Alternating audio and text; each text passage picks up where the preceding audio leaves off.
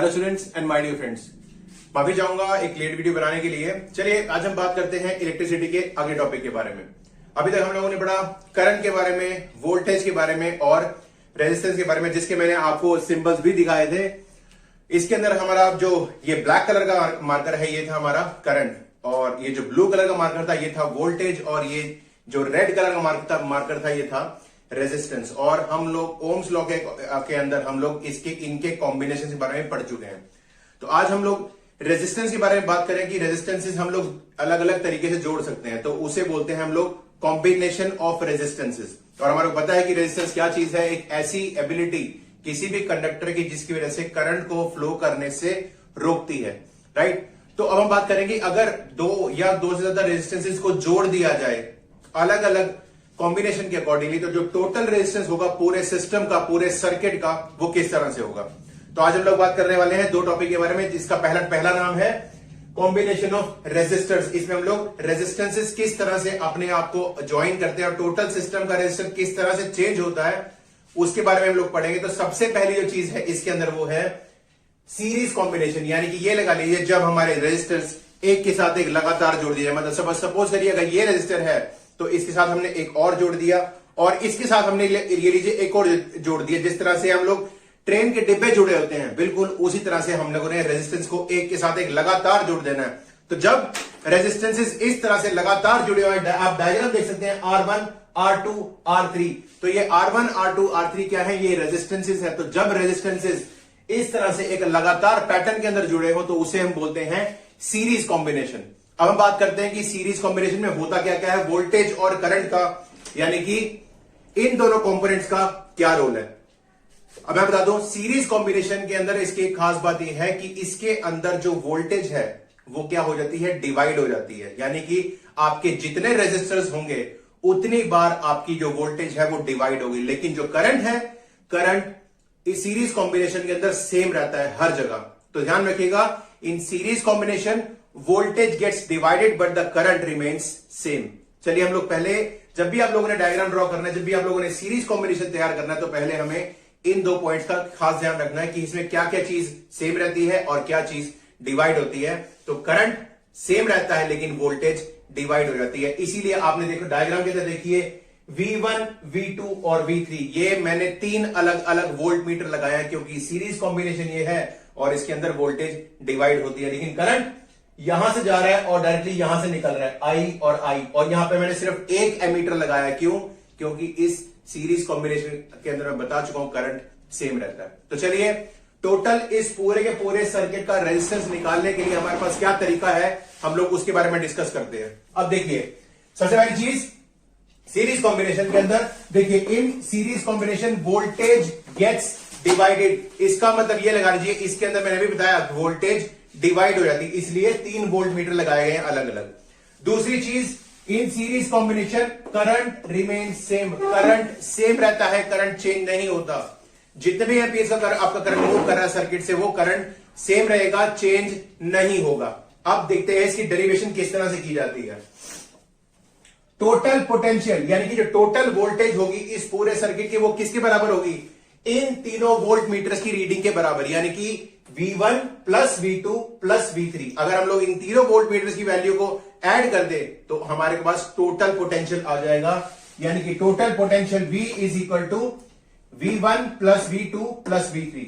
और हमने अभी एक चीज पढ़ी, करंट रिमेन्स सेम, तो करंट सिर्फ एक रहेगा I।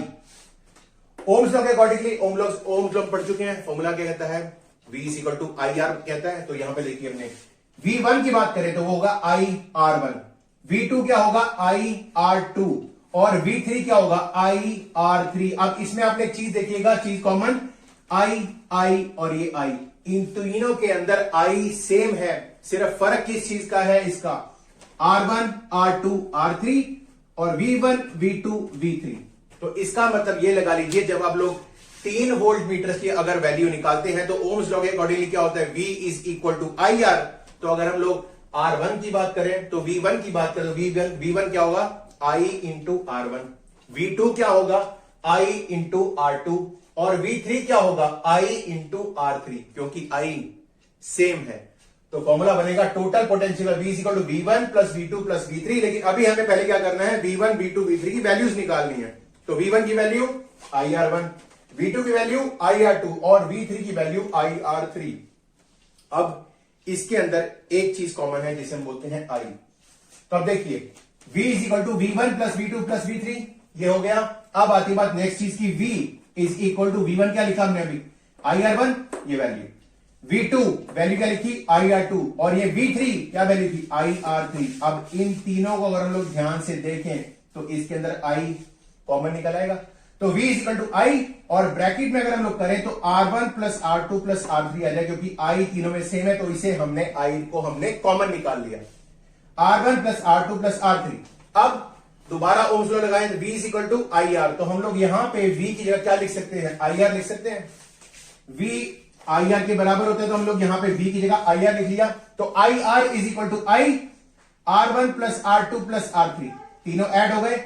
और अब हम इस I को IR के नीचे ले जाते हैं तो IR डिवाइड बाय I, तो I और I कट हो जाएगा, ये बचेगा R, यानी कि total resistance that is equal to R1 plus R2 plus R3। इसका मतलब ये लगा लीजिए आपका जो सर्किट डायग्राम अगर सीरीज की बात करें तो जो सारे के सारे रेजिस्टेंस है वो एड अप हो जाते हैं, इसे बोलते हैं हम लोग R1 plus R2 plus R3। ये है आपके सीरीज कॉम्बिनेशन के अंदर अगर आपको सर्किट डायग्राम दिया हो तो टोटल रेजिस्टेंस निकालने का फॉर्मूला। और अगर चाहें स्पेसिफाई करना चाहें तो आप R के साथ नीचे S भी लिख सकते हैं, RS मतलब रेजिस्टेंस इन सीरीज, और उसका फॉर्मूला क्या होगा R1 plus R2 plus R3। बस में एक चीज ध्यान रखिएगा कि इसमें वोल्टेज डिवाइड हो जाती है तो इसलिए रहेगा V1 V2 V3, और आप लोग तीनों वोल्टेजेस को V1 को V2 को और V3 को टोटल ऐड करेंगे और हम लोग V की जगह क्या लगाएंगे IR।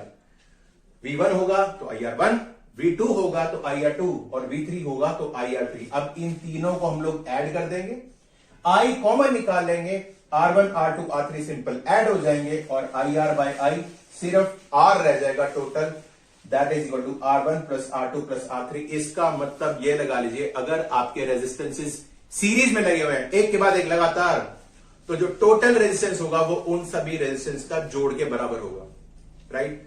तो ये था आपका सीरीज कॉम्बिनेशन का formula R1 plus R2 plus R3। Examination में आपको ये डेरिवेशन डायग्राम के साथ भी आ सकती है और आपको ये लगा सीरीज कॉम्बिनेशन के ऊपर बेस्ड एक न्यूमेरिकल भी आ सकता है। तो हम लोग इसके बाद एक और चीज डिस्कस करेंगे, वो है दूसरा कॉम्बिनेशन, और वो जो है वो हम करेंगे यहाँ पे सीरीज की क्या होगा, पैरेलल कॉम्बिनेशन। और वो भी जिस तरह से मैंने ये डायग्राम दिखाया आपको उसी तरह से मैं पैरेलल का डायग्राम बनाऊंगा और आपको पैरेलल की पूरी पूरी डेरिवेशन समझाऊंगा इसके अंदर। इसमें बेटा एक चीज ध्यान रखिएगा, सीरीज कॉम्बिनेशन के अंदर हम लोग जब भी घर में हम लोग जब भी फिटिंग करते हैं वो हम लोग सीरीज कॉम्बिनेशन नहीं करते। क्यों? इसकी दो डिसएडवांटेजेस हैं। पहली बात मैंने अभी बताई आपको, सीरीज के अंदर क्या चीज डिवाइड होती है, वोल्टेज डिवाइड होती है। तो अगर आपकी वोल्टेज सपोज करें डिवाइड कर गई, आपकी हर एक डिवाइस को 220 वोल्ट अप्रोक्सीमेटली चाहिए होती है वर्क करने के लिए। तो अगर वोल्टेज ही डिवाइड हो गई तो हर एक डिवाइस के पास आधी आधी या उससे भी कम वोल्टेज पहुंचेगी, तो आपकी कोई भी डिवाइस प्रॉपर्ली काम नहीं कर पाएगी, क्योंकि हर एक डिवाइस को प्रॉपर वोल्टेज चाहिए होती है, वो वोल्टेज मिल नहीं पाएगी। एक चीज। और दूसरी बात ये लगा लीजिए कि सीरीज में अगर कोई भी एक चीज भी खराब हो गई तो उसके आगे जो जितनी भी चीजें लगी हुई सारी की सारी खराब हो जाएंगी। मतलब सपोज करिए आपके घर में अगर वॉशिंग मशीन खराब हो गई तो उसके साथ जो अटैच टीवी है, एसी है, कूलर है, वो सब चलने ही बंद हो जाएंगे। मतलब एक चीज के फॉल्ट की वजह से बाकी सारी चीजें नहीं चल पाएंगी घर की। तो यही दो मेन कारण है जिसकी वजह से हम लोग घर में जो फिटिंग करते हैं, जो कनेक्शंस करते हैं, वो सीरीज में नहीं पैरेलल में करते हैं। क्यों? क्योंकि पैरेलल में सीरीज से बिल्कुल उल्टा काम होता है। मैं अभी आपको पैरेलल कॉम्बिनेशन भी करके दिखाऊंगा और उससे आपको पता लग जाएगा कि सीरीज और पैरेलल में क्या फर्क है। और सर्किट की अगर हम लोग बात करें, कैलकुलेशन की बात करें, तो सीरीज में कैसे और पैरेलल में कैसे किया जाता है, राइट। तो चलिए अभी हम बात करेंगे पैरेलल कॉम्बिनेशन के बारे में। तो चलिए फ्रेंड्स शुरू करते हैं हम लोग पैरेलल कॉम्बिनेशन की डेरिवेशन। तो अब हम बात करेंगे कि अगर हम लोग रेजिस्टेंसेस को सीरीज में लगाने की जगह एक के ऊपर एक जिस तरह से हमारे फ्लैट्स होते हैं या फिर इस तरह से कुछ हम लोग रेजिस्टेंसेस को अरेंज कर दें, तो वो जो टोटल रेजिस्टेंस आएगा वो किस तरह से आएगा। तो अगर आप लोगों को अगर मैं सिंपल सी भाषा में समझाऊं तो आप लोगों ने बर्गर जरूर खाया होगा, मैकडॉनल्ड्स का या कहीं भी आप लोगों ने बर्गर खाया होगा, तो उसमें एक बहुत कॉमन चीज होती है कि एक बन को दो हिस्सों में काट दिया जाता है, राइट। तो सबसे नीचे 1 होता है, उसके ऊपर क्या रखा जाता है, एक टिक्की रखी जाती है, उसके ऊपर सॉस लगाई जाती है और कई बार उसके ऊपर चीज स्लाइस भी रख देते हैं और फाइनली उसको कवर कर देते हैं। तो इसका मतलब ये लगा लीजिए, एक लोअर पार्ट, उसके ऊपर एक टिक्की और उसके ऊपर एक क्या हुआ, बंद करने पार्ट, यानी कि ये एक तरह से सैंडविच या एक तरह से बर्गर तैयार हो गया। बिल्कुल उसी तरह से 3 रेजिस्टेंसेस को एक के ऊपर एक रखा जाता है इस तरह से। तो इसे बोलते हैं हम लोग पैरेलल कॉम्बिनेशन। और आप डायग्राम देख सकते हैं, यहां पे लिखा हुआ मैंने R1, R2, R3। इसमें जो है सारे के सारे जो आपके रेजिस्टेंस है वो पैरेलल में लगाए गए हैं, सीरीज में नहीं। तो हमारे पास जो दूसरा तरीका है रेजिस्टेंस को जोड़ने का वो ये है सीरीज कॉम्बिनेशन। हम लोग बात कर चुके थे, तो अब हम लोग यहां पे सीरीज कॉम्बिनेशन को हटा के हम लोग किस कॉम्बिनेशन की बात करेंगे, हम लोग यहां पे बात करेंगे हम लोग पैरेलल कॉम्बिनेशन की। तो नंबर 2 इज पैरेलल कॉम्बिनेशन, किसका, रेजिस्टर्स का। तो पैरेलल कॉम्बिनेशन के अंदर अगर हम लोग बात करें तो यह लगा लीजिए, इसके अंदर हमने बात की सीरीज के अंदर क्या डिवाइड होता है, वोल्टेज डिवाइड होता है, लेकिन करंट सेम रहता है। लेकिन इसमें बिल्कुल उल्टा है, पैरेलल कॉम्बिनेशन के अंदर करंट डिवाइड होता है लेकिन वोल्टेज सेम रहती है। और आप सबको पता ही होगा कि हमारे घर में करंट नहीं क्या आता है, वोल्टेज आती है। क्योंकि आपने देखा होगा बाहर आपके घर में अगर स्टेबलाइजर लगा हो तो उस पर 220 वोल्ट की नीडल दिखाई देती है और बाहर खंबे पे लिखा होता है कई बार 440 वोल्ट, 440 वोल्ट। तो घर में करंट नहीं, घर में वोल्टेज आती है। तो हमारे को ऐसा चाहिए कि हमारे हर एक डिवाइस को प्रॉपर वोल्टेज मिल सके। और वोल्टेज कब मिल पाएगी, जब हमारे घर के अंदर जो कॉम्बिनेशन लगाए गए हैं वो सारे के सारे किस में होंगे, पैरेलल के अंदर, राइट। तो पैरेलल के अंदर in parallel combination current gets divided. Make sure ये ध्यान रखना है कि करंट गेट्स डिवाइडेड।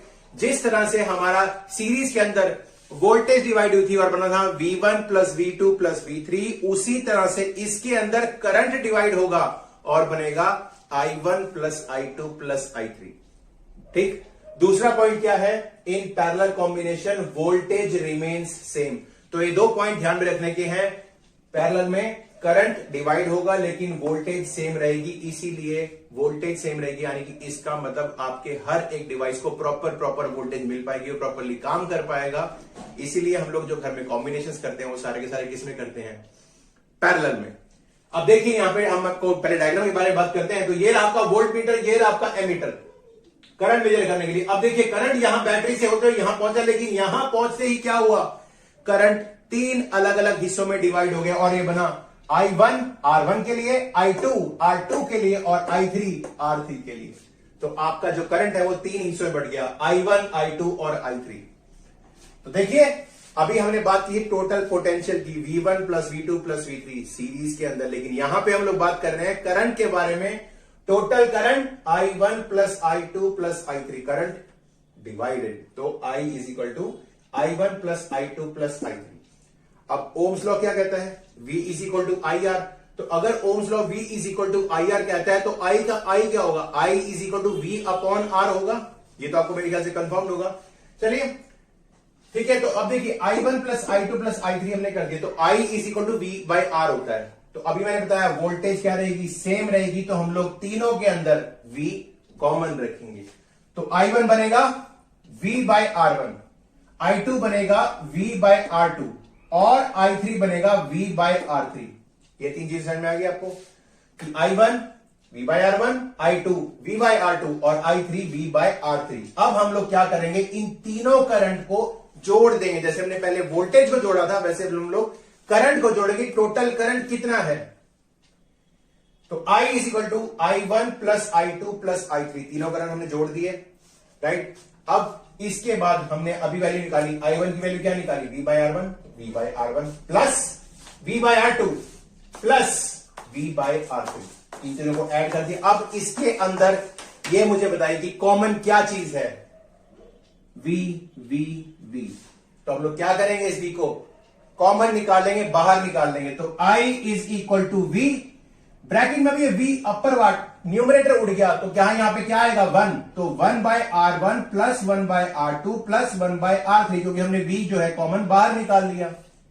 अब फिर से अगर ओम्स लॉ लगाने की बारी आई है, अब देखते हैं दोबारा से क्या फॉर्मूला है।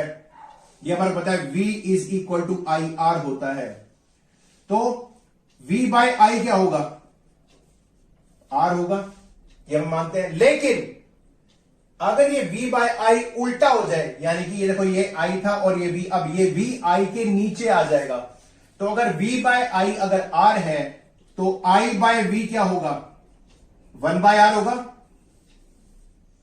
अगर V बाय आई अगर R है तो I बाय V क्या होगा, 1 बाय R, तो I बाय V यानी कि 1 by R that will be equal to 1 by R1 plus 1 by R2 plus 1 by R3। Correct, ये चीज कवर हो गई। अब आती है बात, तो हम लोग निकालेंगे अगर पैरेलल के अंदर, तो फॉर्मूला क्या बनेगा, 1 by R is equal to, क्योंकि हमने I बाय V किया है, V बाय आई होता तो R चलता है, लेकिन यहां पे I बाय V है तो हमें 1 बाय R लेना पड़ेगा, तो 1 by R is equal to 1 by R1 plus 1 by R2 plus 1 by R3। तो आपके पैरेलल कॉम्बिनेशन के अंदर जो फाइनल फॉर्मूला तैयार होगा वो ये होगा, 1 by R is equal to 1 by R1 plus 1 by R2 plus 1 by R3। Series में था, सारे रेजिस्टेंस को जोड़ दीजिए, simple arithmetic addition, R1 plus R2 plus R3। लेकिन इसके अंदर आपको क्या करना पड़ेगा, रेजिस्टेंस आपके रेसिप्रोकल 1 बाय R हो जाएंगे, राइट। तो जिस तरह से हमने टोटल रेजिस्टेंस हमने RS लिखा था रेजिस्टेंस इन सीरीज, उसी तरह से इसके अंदर हम रेजिस्टेंस को रेजिस्टेंस इन पैरेलल लिख सकते हैं, तो 1 by RP that is equal to 1 by R1 plus 1 by R2 plus 1 by R3। तो अगर हम लोग बात करें सीरीज और पैरेलल कॉम्बिनेशन के अंदर, जो टोटल रेजिस्टेंस की जो वैल्यू है वो सीरीज के अंदर काफी ज्यादा और पैरेलल के अंदर काफी कम रहेगी। और हम यही चाहते हैं कि हमारे घर में वोल्टेज ज्यादा आए, करंट ज्यादा आए, लेकिन रेजिस्टेंस कम से कम आए। इसीलिए हम लोग घर में पैरेलल कॉम्बिनेशन कराते हैं। और साथ साथ इसके अंदर एक और चीज है कि अगर कोई एक डिवाइस फेल हो गई तो उसके साथ जो बाकी चीजें चल रही हैं वो कोई फेल नहीं होगी, और हर एक डिवाइस को पूरी वोल्टेज मिलेगी, क्योंकि वोल्टेज रिमेन्स सेम, सिर्फ करंट डिवाइड होता है इसके अंदर, राइट। तो जिस तरह से हमने V1 plus V2 plus V3 निकाला था सीरीज के अंदर, R1 plus R2 plus R3 formula आया था, उसी तरह से पैरेलल के अंदर हमने I1 plus I2 plus I3 के अकॉर्डिंगली फॉर्मूला निकालना है। फॉर्म फाइनली क्या निकलेगा, 1 by R1 plus 1 by R2 plus 1 by R3। तो आप लोगों को जब भी डेरिवेशन आए करने के लिए, तो आपको दो चीजें ध्यान में रखनी है। पहली बात, आपको सर्किट डायग्राम बनाना है, दिखाना है किस तरह से कनेक्ट करेंगे, और दूसरी बात, ये दो लाइंस का ध्यान रखना है। अगर आप ये दो लाइंस ध्यान रखेंगे तो आपकी डेरिवेशन बहुत ही आसान तरीके से हो जाएगी, राइट। तो हो सकता है कुछ बुक्स में आपको थोड़ा डिफिकल्ट तरीका मिले, लेकिन ये लगा लीजिए अगर आप लोग इन नोट्स को रेफर करते हैं तो इसके अंदर अकॉर्डिंगली आपको जो कैलकुलेशन है, डेरिवेशन है, बहुत आराम से हो जाएगी। मेरे नेक्स्ट लेक्चर के अंदर हम लोग क्या करेंगे, सीरीज और पैरेलल कॉम्बिनेशन से रिलेटेड कुछ न्यूमेरिकल्स को सॉल्व करेंगे, और उसके बाद हम लोग एक दो टॉपिक और करने के बाद आपका ये चैप्टर जो है पूरा कवर हो जाएगा। तो हमारा जो नेक्स्ट लेक्चर रहेगा वो रहेगा बेसिकली न्यूमेरिकल बेस्ड, और उसमें हम लोग सीरीज कॉम्बिनेशन, पैरेलल कॉम्बिनेशन और मिक्स्ड कॉम्बिनेशन तीनों चीजें पढ़ेंगे, ताकि आपको हर तरह का न्यूमेरिकल सॉल्व करना आ जाए। क्योंकि पेपर में सिर्फ सीरीज या सिर्फ पैरेलल पे नहीं आता, मिक्सअप भी आता है, इसमें सीरीज भी हो और पैरेलल कॉम्बिनेशन भी हो, राइट।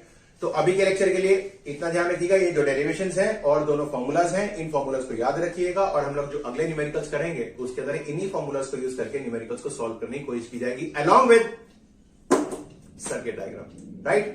तो thank you very much, have a good day.